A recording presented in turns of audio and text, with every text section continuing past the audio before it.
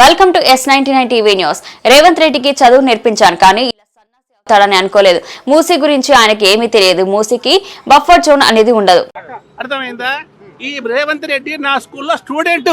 నేను ఆయన ప్రధానాచార్యగా పనిచేసిన కొడంగల్లో. మీరు టీచర్ ఆయనకు?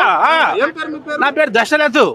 కావాలంటే చూసుకున్న ఎంక్వైరీలు శిశు మందిరంలో ప్రధానాచార్యగా పనిచేసిన 70 ఏళ్ల కింద పుట్టి నేను పనిచేసిన. ఆయనకి అసలు మూసీ నది గురించి తెలియదు. నది అనేది ప్రవహిస్తుంది.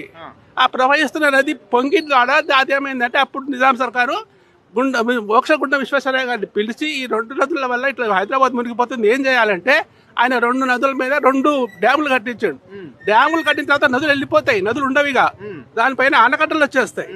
అవి వచ్చే నీళ్లు కాలువలు, ఆ డ్యామ్లో నిండి నీళ్లు పోవడానికి కాలువలు కడతారు. ఎట్లయితే నాగార్జున సాగర్ ఎడమ కాలువ కుడి కాలువ ఉంటుందో అలాగే దీనికి కాలువలు ఉన్నాయి. ఇది నది కాదు, ప్రవహించే నది కాదు, బఫర్ జోన్ ఉండదు.